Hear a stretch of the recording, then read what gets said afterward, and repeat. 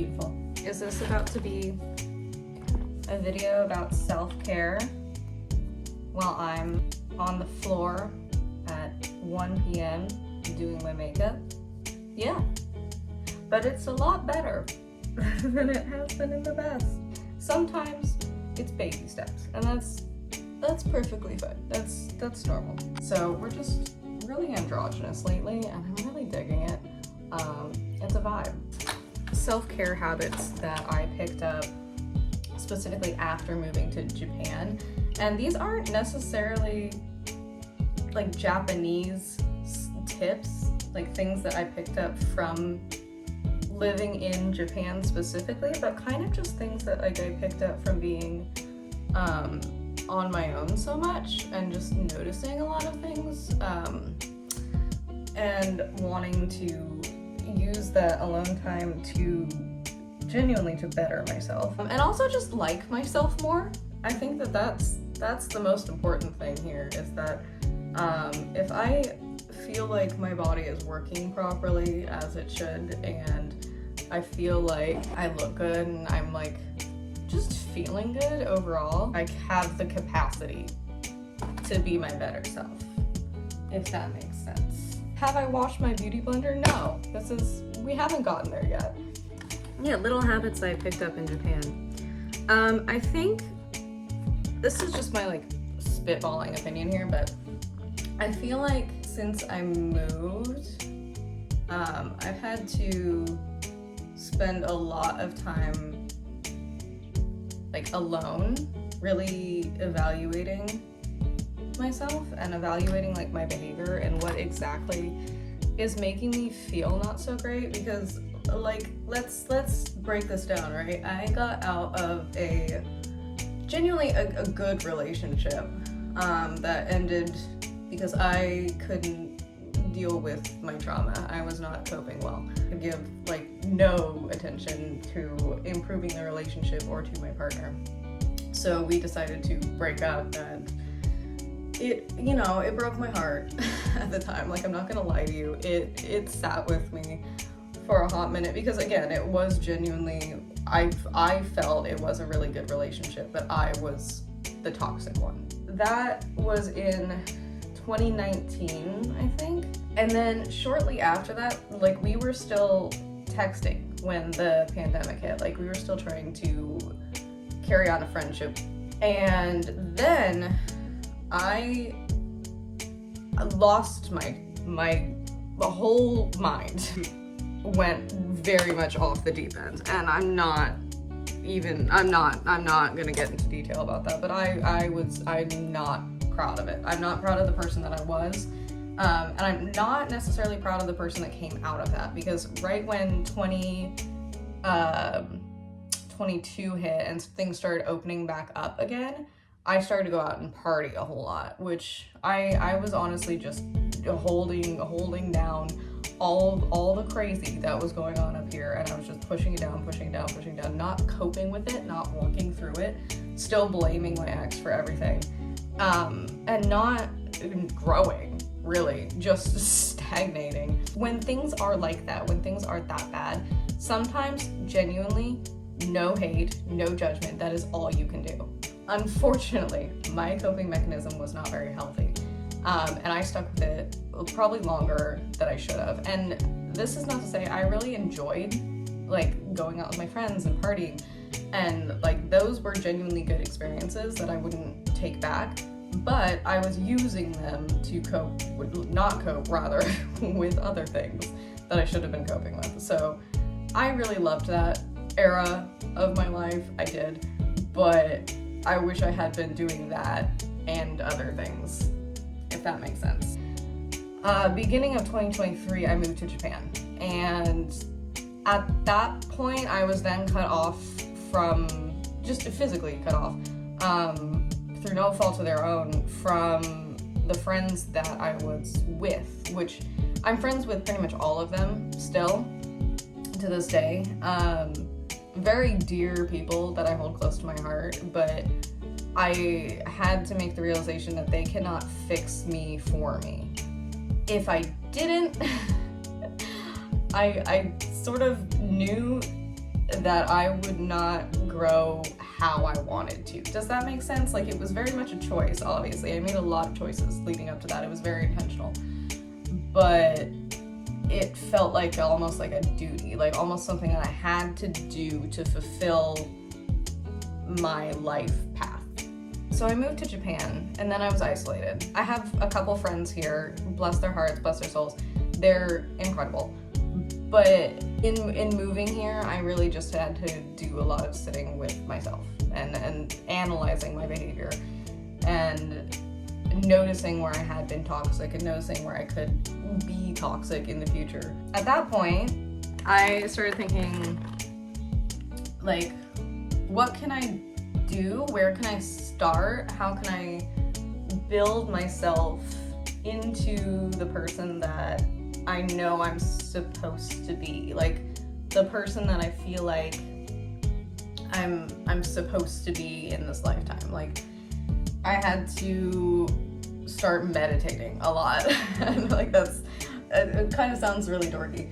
Now that I say it out loud. And it's interesting because like a lot of my friends from home have been saying recently rather that I seem happier, I seem calmer. And this is after literally like, God, it's been like 6 months. So like 6 months of constant, deep self-contemplation. Some of it is like more physical and some of it is more like mental and spiritual. So I wanted to cover all of that and then we can narrow down. Here we are. This is a waterproof eyeliner. And I know that sounds weird, but they're kind of slay. I felt like because of all the stress I was under last year, I was really sleeping on it. I wasn't really like focusing at all on my skincare routine, and things did fall to the wayside. Like I did start getting acne again, and I did start looking dull again, and I did start noticing like a backwards motion with how my skin was, because I've been so focused on my skin for such a long time, and it was weird seeing it dull. I discovered something new, and that is collagen supplements. And collagen supplements have mixed research. I've seen a lot of mixed research on them. I vouch for them personally. If you're not seeing an improvement, maybe you're getting enough in your diet. I know that I wasn't getting a lot in my diet, and I was also not getting enough B vitamins. And a lot of the collagen supplements here include B vitamins. So what I'm about to show you is from Japan. However, I was using them in the United States. I know there are brands that you can get. Vital Proteins is one of them. Collagen supplements. These are the best thing. I'm actually almost out, but these are like almost maybe $8 or $9. Vitamin C, collagen, and I think B vitamins. I put a scoop of this in my coffee. So my coffee is actually working for me, which is awesome. So this is Holy Grail, Tizen. These are Korean, you can get them on Amazon. I got them on Amazon, but I got them on Japanese Amazon, so I can't vouch for cost. But I paid about $25 for like 3 packets of this, and they last about 30 days if you're using them every day. Mix that in your water, and then it does fizz, it's really fun. But I highly recommend that because I noticed a visible improvement in my skin afterwards. Not even just on my face because it's a supplement, but also like all over I noticed a skin improvement. So I highly recommend it. And honestly, like, I'll drop the skincare routine. There's a lot that I do, but my biggest secret is that combined with literally just rice water. Just rice water in a spritz bottle. Oh, perfection, perfection. Nothing has done more for my skin and cost less. I also started using a hair mask to make my hair softer because this shit's dyed. Like, I don't have natural black hair. I don't think anyone thought that, but in case you did, it's dyed. I'm trying to decide what level of wig I want to do. Okay. Girl, she cute. Also, on hygiene, please, please, please, please, please, get a tongue scraper. I brought mine in from the bathroom. They look like this. Please get a tongue scraper. If you're not brushing your tongue, I'm judging you. Let's talk about the internal. Oh, girl. Oh, girl. Like, I was unwell. What is it that I'm like squishing down so that I just won't experience it? Like, I started reading like self-help books, and Bessie, it's a great place to start. It really is, but it will ruin your life. If there's a lot of stuff that you're not addressing and that you're not noticing, reading self-help books is a great way to break your brain. My therapist recommended me this book, right? And I bought it, and for years I did not read it. And I only recently started reading it. And here's just like a quote. This is what I decided to read on a perfectly fine Friday morning, right? When perfectionism keeps us from communicating about our troubles, we never learn the liberating secret that everyone has their fair or unfair share of pain. We are never soothed by the healing compassion that spontaneously arises between people who commiserate. Commiseration is the age-old human process barely extant in our culture of resolving our hurts and frustrations through talking about them. Commiseration adds depth and juice to intimacy in a way that nothing else can. How sad and unnecessary that many of us still hide in the isolation of our rooms when we are hurting, as loveless and uncared for as we were in our family homes. Bye. Listen, my family loves me, but if I haven't emotionally isolated my entire life. So anyway, that's the Tao of Fully Feeling. Harvesting Forgiveness Out of Blame by Pete Walker.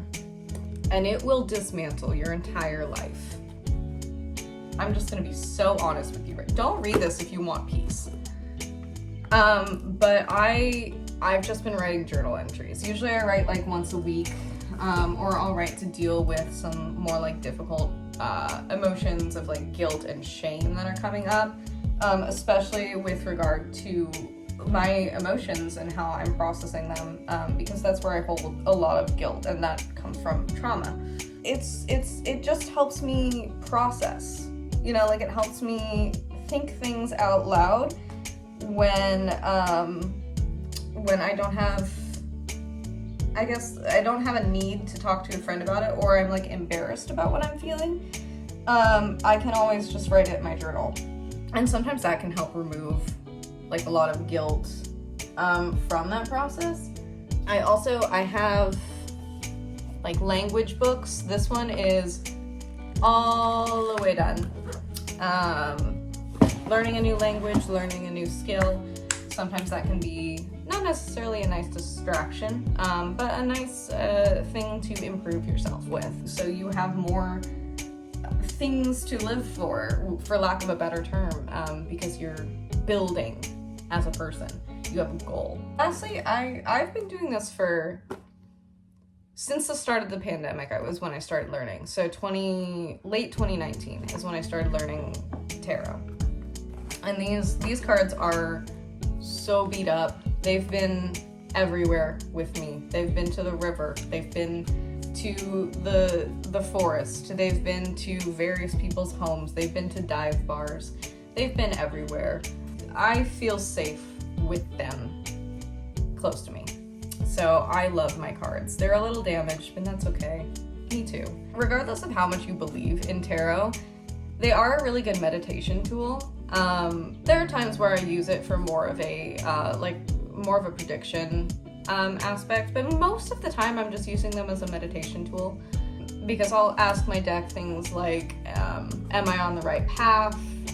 What can I do to right myself in the right path?